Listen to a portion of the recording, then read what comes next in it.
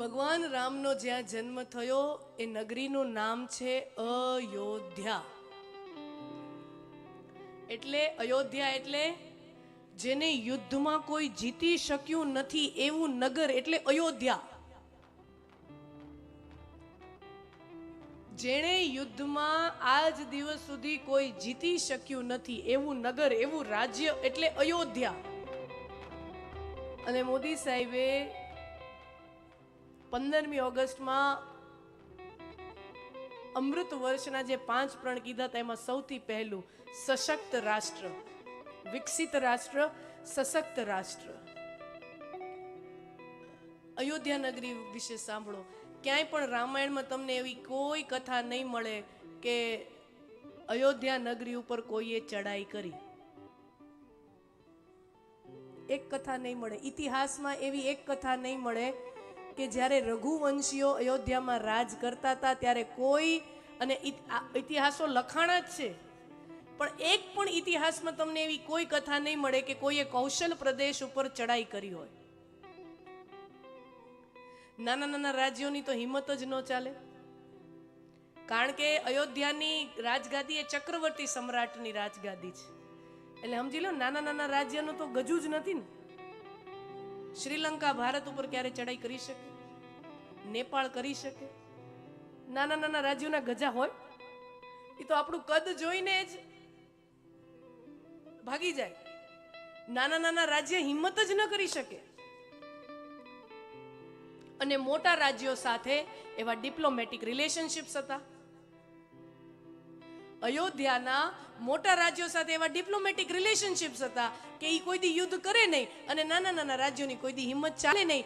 આજ દિવસ સુધી અયોધ્યા ઉપર એવી કોઈ કથા મળતી નથી કે અયોધ્યામાં કોઈએ ચડાઈ કરી હોય. અર્થાત જેને યુદ્ધમાં જીતી જ ન શકાય, પહેલેથી જ બધા હાથ જોડી નીકળી જાય, અહીંયા ન ચડાય. યુદ્ધમાં આ દેશની સામે ન જવાય. કહેને કા અર્થ सशक्त राष्ट्र. ये जग नहीं सुनता, ये जग नहीं सुनता बलहीन लोगों की कहानी. આ દુનિયા નમાલા લોકોની વાતો સાંભળતી જ નથી. આ દુનિયા શક્તિહીન લોકોની વાતો સાંભળતી જ નથી. झुकता सर वही है जो कर सके रण रिपु नर मर्दन. झुकता सर वही है जहां हो सके रण पर रिपु का मान मर्दन. सशक्त राष्ट्र अयोध्या.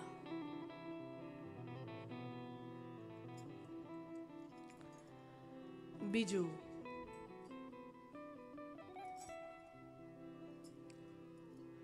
ગુલામીની માનસિકતા નહીં. છેલ્લા 1100 વર્ષથી હું ને તમે કોઈને કોઈ પ્રકારની ગુલામીમાં જીવતા આવ્યા છીએ. 11મી સદીમાં સર્વપ્રથમ વિધર્મીઓનો મારો આ દેશમાં શરૂ થયો 11મી સદીમાં. અત્યારે 21મી સદી ચાલે એટલે 1100 વર્ષ પછી તો એ મુગલો ગયા, તો એની પાછળ ડચ આવ્યા, ફ્રેન્ચ આવ્યા, હુણ આવ્યા, પોર્ટુગીઝ આવ્યા, અંગ્રેજો, છેલ્લે અંગ્રેજો આવ્યા, અને એમાંથી પછી આપણને મુક્તિ મળી. છેલ્લા 1100 વર્ષથી કોઈને કોઈ પ્રકારે ગુલામીની અંદર જીવેલું રાષ્ટ્ર, એની અંદર પોતાની રાષ્ટ્રીય અસ્મિતા પ્રત્યે, પોતાના ધર્મ પ્રત્યે જે ખુમારી હોવી જોઈએ, જે ગૌરવ હોવું જોઈએ, 1100 વર્ષના મારા 1100 વર્ષના આક્રમણથી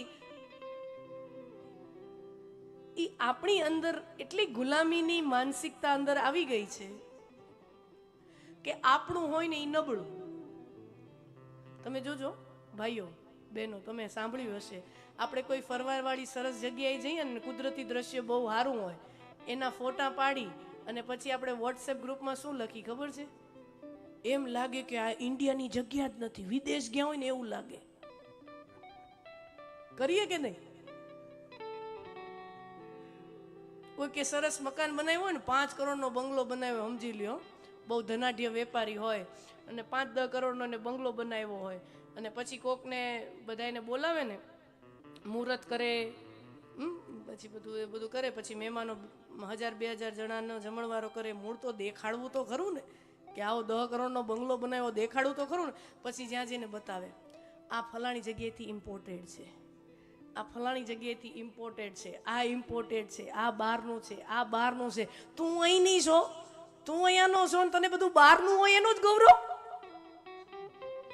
તું મૂળ અહીંયાનો છો અને તને ગૌરવ છે નો આ ઇમ્પોર્ટેડ હો, આ ઇમ્પોર્ટેડ, આ ઇમ્પોર્ટેડ, આ ઇમ્પોર્ટેડ. કોઈ સારી વસ્તુને આપણે કેવું હોય ને કે આ વસ્તુ સારી છે, પછી અહીંયાથી લઈ આવ્યો હોય ને તોય આપણે શું કહી દઈએ? ઇમ્પોર્ટેડ છે. કહેવાનો અર્થ કે યહાં પર તો અહીંયા જે થાય બધું નબળું જ હોય. ये क्या है? આ ગુલામીની માનસિકતા છે, આ ગુલામીની માનસિકતા છે. 1100 વર્ષના આક્રમણ પછી મારીને તમારી અંદર ગુલામીની માનસિકતા એવી ઘર કરી ગઈ છે કે આપણું એ બધું નબળું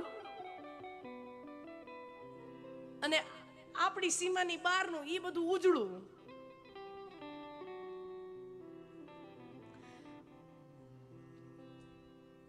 આ તો છેલ્લા 10 વર્ષથી 15 વર્ષથી 10 વર્ષથી વિશેષ કરીને આપણે જોઈએ છીએ કે યુવાનોની અંદર વળી પાછી પોતાના ધર્મ પ્રત્યે, પોતાના મૂળિયા પ્રત્યે એવી અસ્મિતા પુનઃ સ્થાપિત થઈ છે કે અમારા મુખ્ય મૂળિયા શું છે, અમારી પરંપરા શું છે, અમારી વિરાસત શું છે, અમારી તાસીર શું છે, અમારી હેરિટેજ શું છે. એની છેલ્લા 10 વર્ષમાં એવી પ્રચંડ જાગૃતિ હવેના યુવાનોમાં આવી છે જે 10 વર્ષ પહેલા સમાજમાં જોવા નહોતી મળતી. હવે નારા લગાવતા, આપણે માત્ર નારા નથી લગાવતા, આપણે એ વસ્તુને અહીંયા મહેસૂસ કરીએ છીએ. ગર્વ સે કહો હમ હિન્દુ હૈ. આ નારા 10 વર્ષ પહેલા સંભળાતા નહોતા, 10-12 વર્ષ પહેલા સંભળાતા નહોતા. ગર્વ સે કહો હમ હિન્દુ કહેવાનો તાત્પર્ય આપણા મૂળિયા, આપણા ધર્મ, આપણા શાસ્ત્રો, એના પ્રત્યે જિજ્ઞાસા શું છે, મારે સમજવા છે. અને મારો તો એવો અનુભવ રહ્યો છે, ગામે ગામે અમે કથા કરીએ, અલગ અલગ જગ્યાઓમાં કથા કરીએ, દેશ વિદેશ અલગ દરેક જગ્યામાં કથા કરીએ. મારો એવો અનુભવ રહ્યો છે, ઘણી વખત એમ થાય કે કથા એટલે હાલો કંટાળો આવે છે, નામ ને તેમને. કથામાં હજારોની સંખ્યામાં, હમણાં જ અમે 2 દિવસ પહેલા જ અહીંયા સુંદર મજાની, અને આપ સર્વે પણ સંસ્થા સાથે જોડાયેલા છો, તો લાલજી મહારાજની જગ્યા સાયલામાં સુંદર મજાની ભાગવત કથાનું સમાપન, અને રોજનું 10-12 હજાર 10-12 હજાર એવું શ્રોતા વર્ગ રોજ આવે શ્રવણ કરવામાં. અને અમે તો આમ જોતા હોય ને, તમને એમ લાગે કે ધ્યાન ન હોય, પણ ખબર બધી હોય કોણ બગાહા ખાય છે. તમે એમ ન સમજતા કે અહીંયા કઈ ખબર નહીં, ખબર બધી જ હોય. હા, ગમે એટલી પબ્લિક હોય તો ખબર જ હોય કે આટલા વર્ગમાં આમ ડખો હાલે છે, આટલા વર્ગમાં આમ છે, વાંકો ઝોલા ખાય, બધી ખબર હોય. અને અલગ અલગ વર્ગના લોકો, અલગ અલગ એજ્યુકેશનલ બેકગ્રાઉન્ડ, આર્થિક બેકગ્રાઉન્ડ બધું હોય. જેટલી કથાઓ કરીએ એવું એના મારા જાત અનુભવથી કહું છું કે વડીલો હજી આમ બગાહા ખાતા મેં કથામાં એને જોયા હોય, ઊંઘતા ઝડપ્યા હોય, પણ યુવાન જો કથામાં બેઠો હોય તો એ અતિ શ્રદ્ધાથી ને અતિ જિજ્ઞાસાથી કથાનો એક એક શબ્દ સાંભળતો હોય છે. કાં તો એ બેહે જ નહીં, સમજી લેજો. હા, જુવાન હોય ને કાં તો એ બેહે જ નહીં, અને જો એ બેહે તો પછી સાંભળે સાંભળે અને સાંભળે. અને વડીલો હોય ને એવું કરે, ઘરે હું એના કરતા કથામાં હું. ઘરે અમથા વહુને આડા આવી,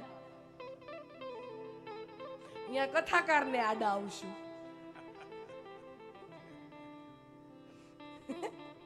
હા, ઘણા વડીલો એવા ભાવનાથી આવી જતા, ઘરે અમથા વહુને આડા આવી એના કરતા વાં નડીશું. એ નડે તો ખરા જ, એટલે હું તો ઘણી વાર કહું કે મને તો કેટલી વહુના આશીર્વાદ મળતા હશે, હાથ હાથ દી એની હાહુ ને હાશવીને હું અહીંયા બેઠી હોઉં. હે, મને તો કેટલી વહુના આશીર્વાદ મળતા હશે, વિચાર કરો.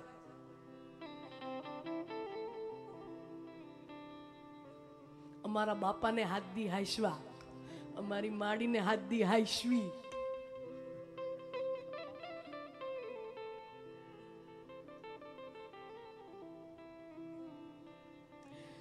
विशेष करके युवा वर्ग में हमारे धर्म को लेकर, हमारे शास्त्र को लेकर जो जिज्ञासा है, जो रस है,